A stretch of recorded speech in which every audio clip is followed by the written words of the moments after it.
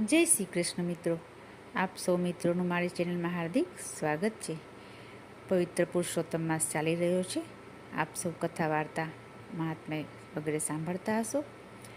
મારી ચેનલમાં આપને નિયમિત કથા વાર્તા મહાત્મ્ય વગેરે સાંભળવા મળતું રહેશે.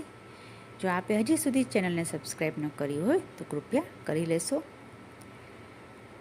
આજની દિવસની 13મા દિવસની વાર્તા આપણે સાંભળશું.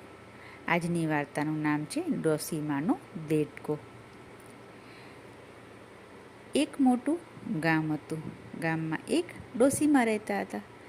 ડોસીમાને દીકરો દીકરી કે સગાવાલું કોઈ હતું નહીં. આ નિરાધાર ડોસી કાયમ એકલવાયું જીવન જીવતા હતા. હવે આ ડોસીમા એકલતાથી ખૂબ જ કંટાળી ગયા હતા. તેને થયું, ઘરમાં કોઈ હોય તો કેવું સારું, ઘડીક વાતચીત તો કરવા થાય. મિત્રો, કોઈ પણ માણસ એકલવાયા જીવનથી કંટાળી જાય છે, તેમજ આ ડોસીમાં પણ કંટાળી ગયા હતા. એવામાં પવિત્ર પુરુષોત્તમ માસ આવ્યો. ડોસીમાં રાતના વિચાર કરતાં કરતાં, પ્રભુ નામનો જાપ કરતાં કરતાં ઊંઘી ગયા. હવે રાતના ડોસીમાની હથેળીમાં એક મોટો ફરફોલો થયો અને સવાર પડતા જ તે ફોલ્લો ફૂટી ગયો. હવે એક કૌતુક થયું. જે ફોલ્લો ફૂટી ગયો તેમાંથી એક દેડકો કૂદકા મારતો બહાર આવ્યો અને તે દેડકો સોનેરી રંગનો નીકળ્યો. દેડકો ખૂબ જ રૂપાળો. ડોસીમાં તો તે દેડકાને જોયા જ કરે. આ એકલવાયા ડોસીના જીવનમાં તો જાણે શાંતિ વળી હોય એવી ટાઢક થઈ. ડોસી દેડકાને નવડાવે, રમાડે, જમાડે અને જ્યાં પણ જાય દેડકાને સાથે ને સાથે લઈ જાય. પુરુષોત્તમ માસ હોવાથી ડોસીમાં રોજ નિત્ય નદીએ નાહવા જાય અને દેડકાને પણ સાથે લેતા જાય. ડોસીમાં આ કાંઠે નાય અને દેડકો નદી ઉતરી પેલે કાંઠે જઈ નાહી ધોઈને પાછો આવે. ડોસીમાં દેડકાને રમાડતા રમાડતા ઘરે આવે. આ ડોસીમાં દેડકાને કાયમ સાથે ને સાથે રાખે એટલે સૌ એને દેડકાવાળા ડોસી તરીકે ઓળખવા લાગ્યા. હવે બન્યું એવું કે અહીંના રાજાનો મહેલ નદીના કાંઠે હતો.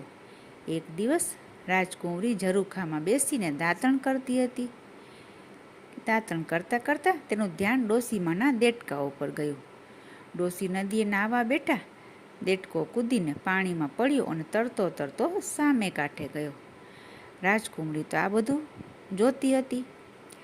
એટલામાં તો દેડકો એક મોટા પથ્થરની પાછળ ગયો અને પોતાનું ખોળિયું ઉતારી મનુષ્યનું રૂપ લીધું.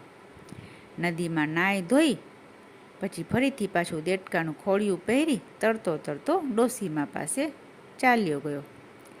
ડોસીમાં નાહી ધોઈ કથા વાર્તા સાંભળી, ખેતર ખેડી, દેડકાને રમાડતા રમાડતા ઘરે આવ્યા. આ બધું દ્રશ્ય જોઈ રાજકુમારી તો ખૂબ જ નવાઈમાં પડી ગઈ. તેના આશ્ચર્યનો તો કોઈ પાર રહ્યો નહીં. ફરીથી બીજે દિવસે તે ધ્યાનથી આ બધું જોતી હતી. દેડકાએ પાછું મનુષ્યનું શરીર ધારણ કર્યું. તેનો દેહ પણ ખૂબ જ અદ્ભુત હતો. આવો દેહ તો કોઈ રાજકુમારનો પણ ન હોય એવો સુંદર હતો. રાજકુમારી મનમાં વિચાર્યું કે નક્કી આ કોઈ દેવાંશી દેહ લાગે છે. રાજકુમારીએ રાણીને વાત કરી, બા મારે લગ્ન કરવા છે. રાણીએ કહ્યું, હા બેટી, તારા માટે તારા પિતાજી કોઈ સુંદર રાજકુમારીની શોધ કરી જ રહ્યા છે. રાજકુમારી કહ્યું, ના બા, મારે તો પેલી દેડકાવાળી ડોસીના દેડકા સાથે જ લગ્ન કરવા છે. રાજકુમારીની વાત સાંભળી રાણી તો ચિંતામાં પડી ગયા. રાજા રાણીએ કુંવરીને ખૂબ સમજાવી, પણ કુંવરી એકની બે ન થઈ અને તેણે ઉપવાસ આદરી દીધા. કુંવરી કહે, મને દેડકા સાથે નહીં પરણાવો તો હું મારા દેહનો ત્યાગ કરીશ. રાજકુમારીની હઠ સામે રાજા રાણીએ નમતું મૂકી દીધું. છેવટે રાજાએ સંદેશ મોકલાવ્યો ડોસીમાને કે મારી કુંવરીને તમારા દેડકા સાથે પરણવું છે તો તમે ડોસીમાં જાન લઈને રાજમહેલ દેડકા સાથે આવો. ડોશીમાં કહે, રાજન, તમે આ શું કહો છો? મારો દેડકો ક્યાં અને તમારી કુંવરી ક્યાં? મારી ઝૂંપડી ક્યાં અને તમારો રાજમહેલ ક્યાં? અને રાજન, હું પૈસા ક્યાંથી લાવું? ડોશીમાની વાત સાંભળી રાજાએ લગ્ન કરવા માટે ડોશીમાને જોઈએ તેટલું ધન આપ્યું. ડોશીમા તો ધામધૂમથી દેડકાને પરણાવવા નીકળ્યા. આમ દેડકા સાથે રાજકુંવરીનું લગ્ન ધામધૂમથી સંપન્ન થયા. રાજકુંવરી પરણીને ડોશીમાની ઝૂંપડીએ આવી ત્યારે થોડા સમયમાં ડોશીમા કંઈક કામ માટે બહાર ગયા હતા. એટલે લાગ જોઈને રાજકુંવરીએ દેડકાને કહ્યું, નાથ, હું તમને બરાબર ઓળખી ગઈ છું. હવે તમારું દેડકાનું ખોળિયું તજીને તમે મનુષ્ય દેહે ધારણ કરો. હું કાંઈ ગાંડી નથી કે દેડકાને પરણું. રાજકુંવરીની વાત સાંભળી દેડકો બોલ્યો, કુંવરી, તમે જાણે અજાણે પણ પુરુષોત્તમ માસમાં ઉપવાસ કર્યા છે. તેથી હવે હું તમારી ઈચ્છા જરૂર પૂર્ણ કરીશ. જો તમારા માતા પિતા એક યજ્ઞ કરે તો હું તે વેળા મનુષ્ય રૂપે તમારો સ્વીકાર કરીશ. રાજકુંવરીએ રાજાને બધી માંડીને વાત કરી.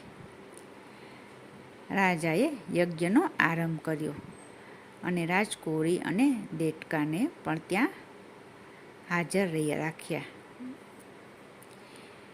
યજ્ઞની પૂર્ણાહુતિ થઈ ત્યાં તો દેડકાએ પોતાનું ખોળિયું તજી દીધું અને તેમાંથી સાક્ષાત ભગવાન પૂર્ણ પુરુષોત્તમ રૂપે પ્રગટ થયા અને રાજકુમારી સાથે વર્યા. આ દ્રશ્ય જોઈ આકાશમાંથી પુષ્પવૃષ્ટિ થઈ અને દેવ દુંદુંબી વાગવા લાગ્યા. સૌ કોઈ ભગવાન પુરુષોત્તમ રાયનો જય બોલાવી ઉઠ્યા. ડોશીમાનો તો આનંદનો કોઈ પાર ન રહ્યો. પ્રભુ પુરુષોત્તમ રાયની કૃપાથી તેનું એકલવાયા જીવનનો સંતાપ દૂર થયો અને તેને હર્યુંભર્યું પરિવાર મળી ગયો. અંતે ડોશીમા, રાજકુમાર અને કુંવરી બધા જ સ્વર્ગમાં ગયા. તો આવો છે પ્રભુ પુરુષોત્તમ રાયના વ્રતનો પ્રભાવ. ફરી મળીશું બીજી વિડીયોમાં કથા વાર્તા મહાત્મ્ય સાથે. ત્યાં સુધી જય શ્રી કૃષ્ણ.